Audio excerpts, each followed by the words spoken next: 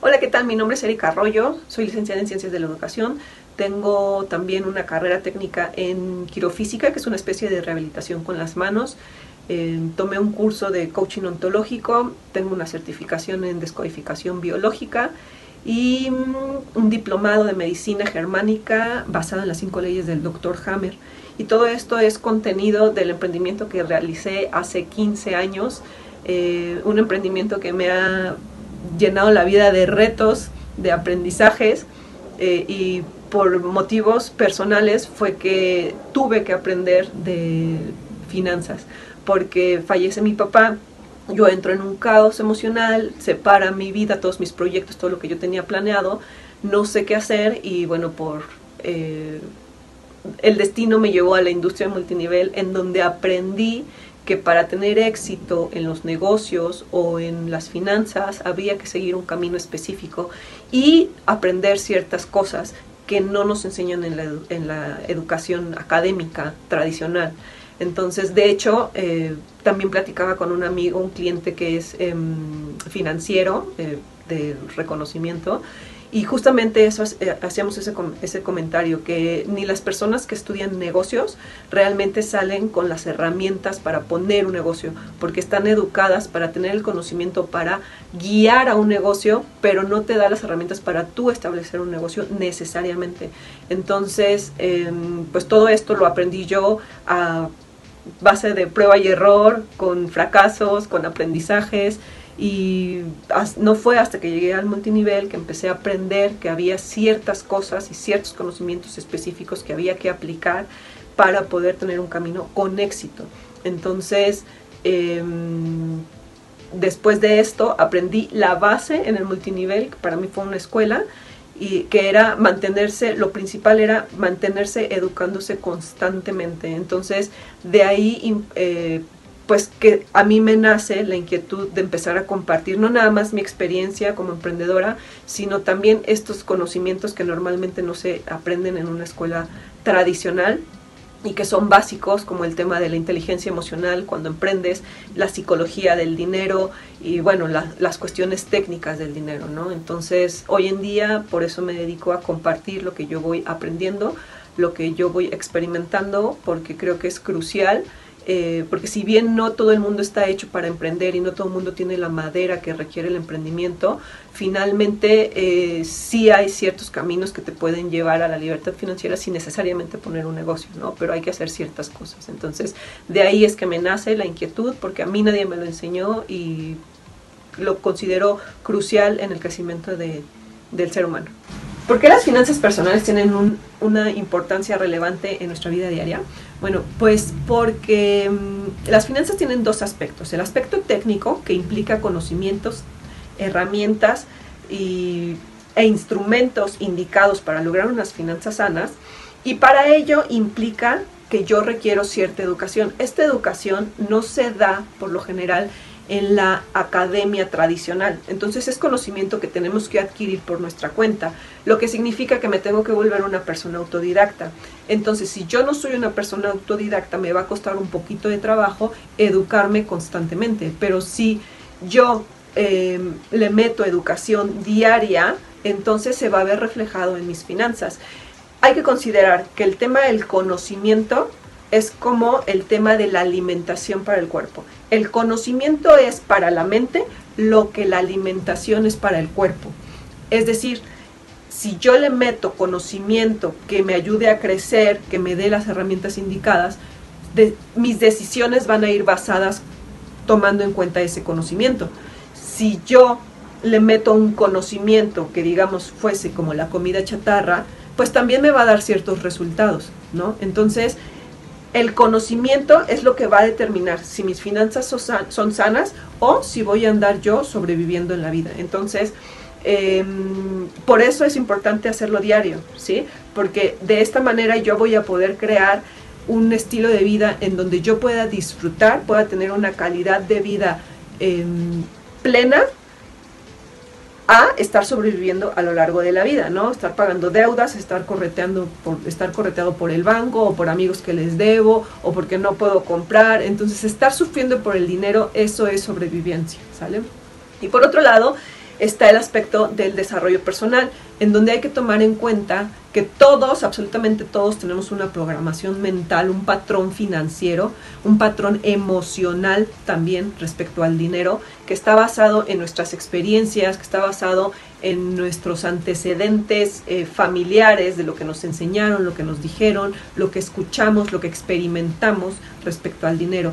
Entonces, para yo poder romper con creencias que a veces son limitantes, necesito hacer un trabajo de introspección que requiere que yo lo haga. O sea, yo puedo asistir con un psicólogo, o puedo asistir con un coach, o puedo asistir a cursos, lo que sea, pero si yo ese conocimiento no lo aplico a mi vida diaria, si no lo hago constantemente, difícilmente voy a poder romper con esos patrones que me llevan al sabotaje, que me llevan a la carencia, que me llevan a rechazar el dinero, a resistirlo.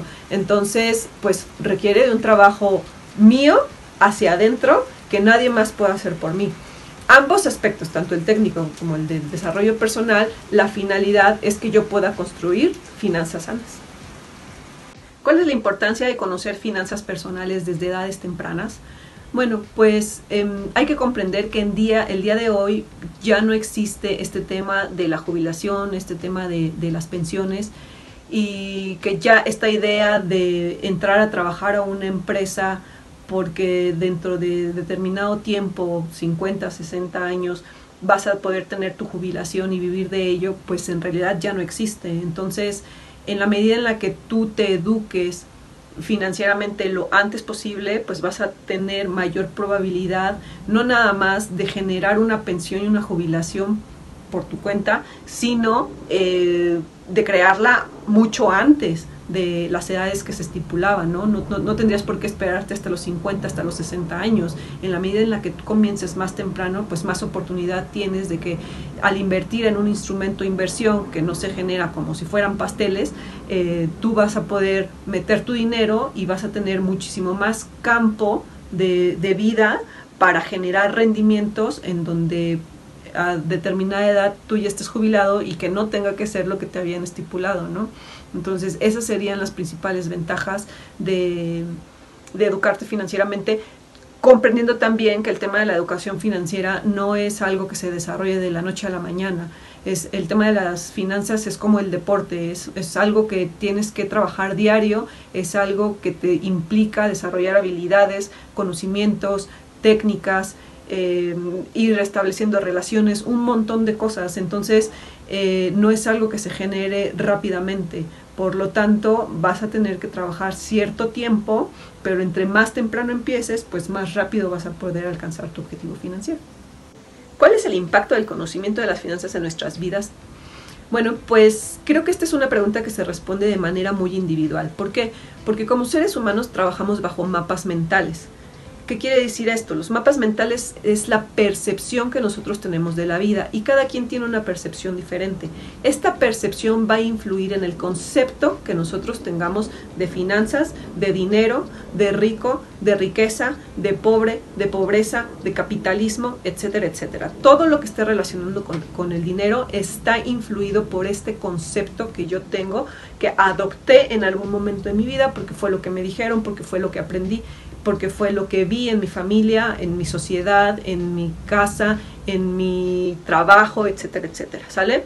Entonces, el impacto de un conocimiento va a depender de estos mapas mentales. Si yo tengo fracturada mi relación con el dinero, por mucho conocimiento que yo tenga, ese conocimiento no me va a servir porque a nivel emocional mi relación con el dinero va a generar un rechazo, y entonces ahí tenemos a las personas que tienen muchísimo conocimiento pero van de sabotaje en sabotaje, y entonces no les sale el negocio, pierden el trabajo,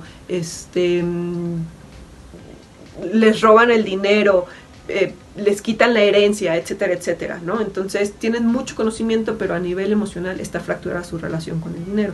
Entonces no es nada más el conocimiento a nivel técnico de las finanzas, sino también este autoconocimiento de cómo es mi relación con el dinero, la que va a definir cuál es el impacto de las finanzas en mi vida. ¿Cuál es la recomendación que le daría a las personas que quieren mejorar sus finanzas personales? Bueno, pues lo resumiría en 3 aspectos: educación, conciencia y acción. La educación se refiere a adquirir los conocimientos pertinentes sobre finanzas que me permitan tomar decisiones acertadas para tener unas finanzas personales sanas.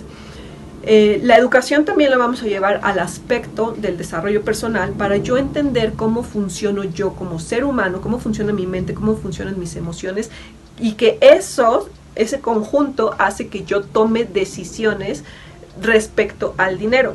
En la medida en la que yo conozca mi programación, mis patrones financieros, voy a poder identificar cuáles son las cosas que me detonan el generar dinero y cuáles son las cosas que me detonan el bloquear mi dinero. No, qué es lo que me frena, qué es lo que me da miedo. Entonces, hacer este autoconocimiento. El aspecto número 2, que tiene que ver con conciencia, está muy relacionado a la educación emocional y mental.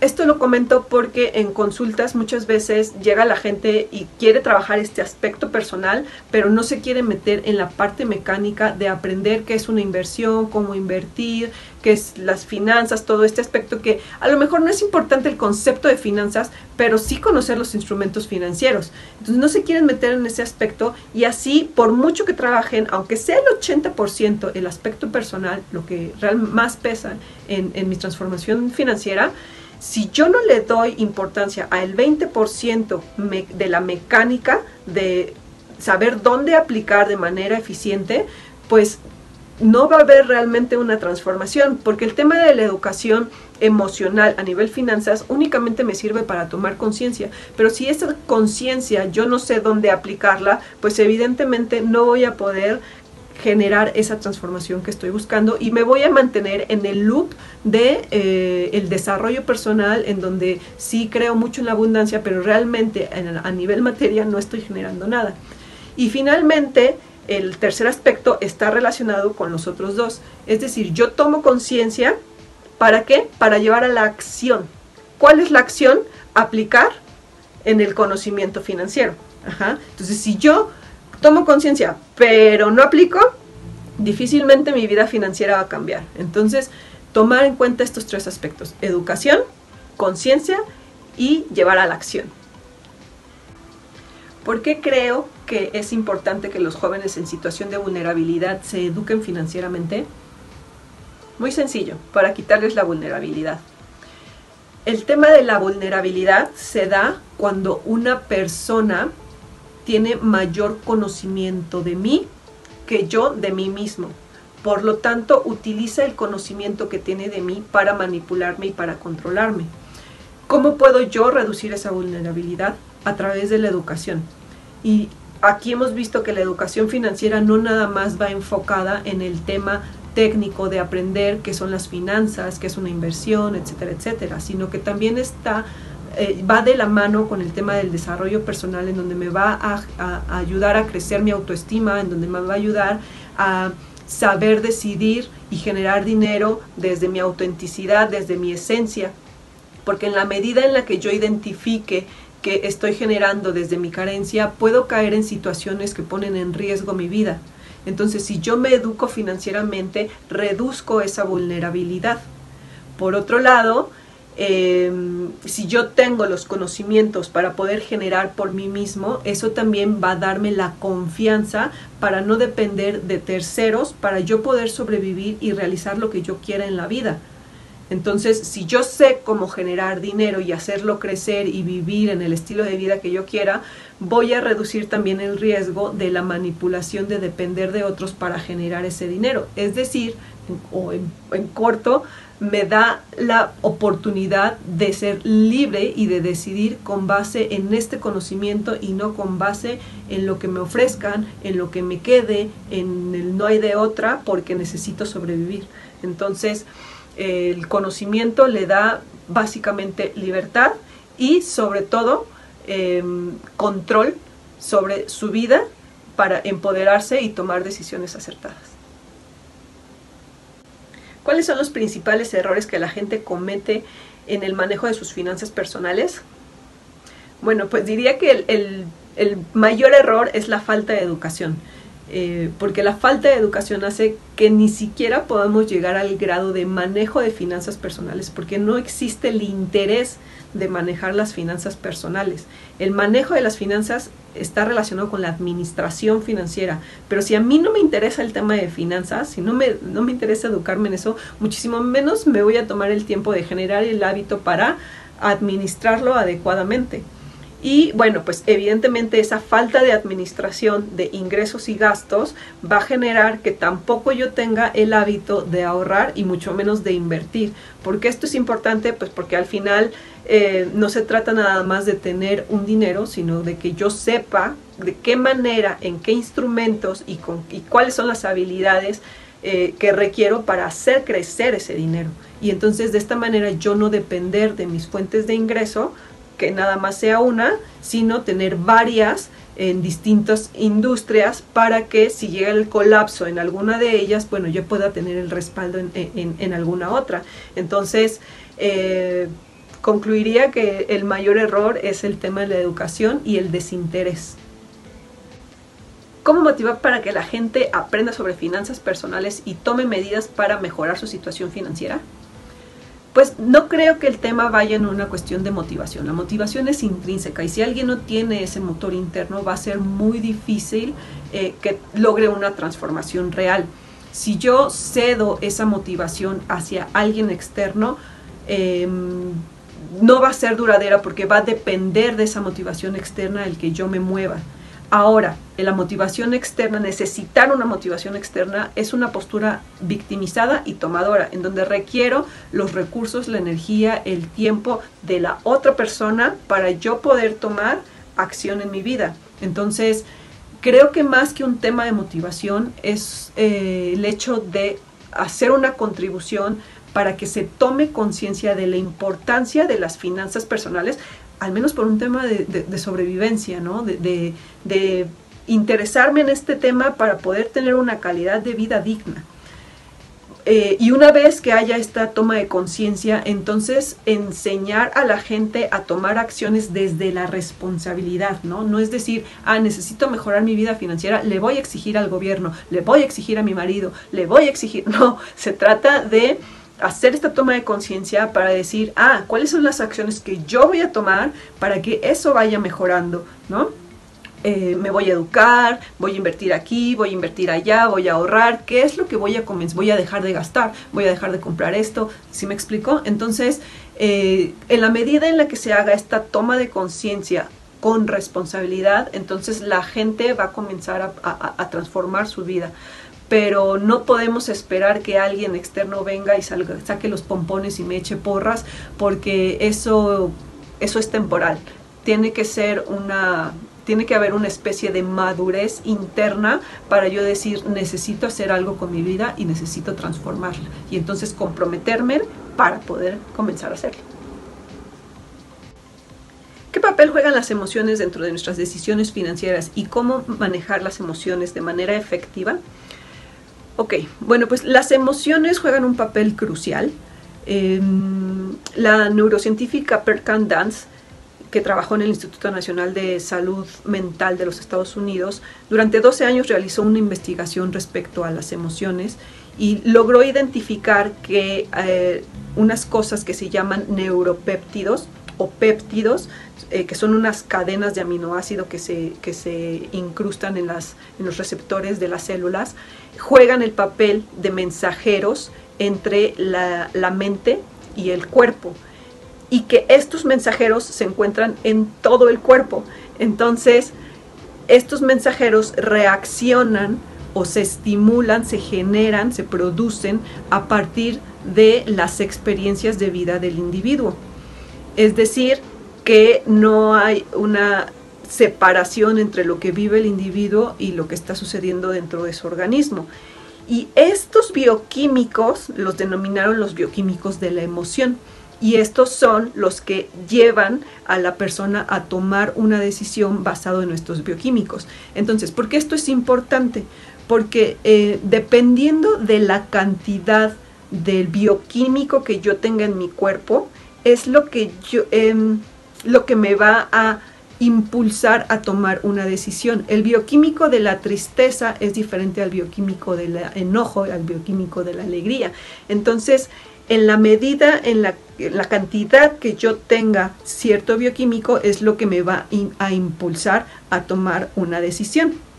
Comprendiendo esto, puedo yo tomar ciertas acciones que tienen que ver con un trabajo personal profundo y fuerte para poder revertir la generación de esos bioquímicos, dado que estos bioquímicos se generan a partir de lo que yo pienso.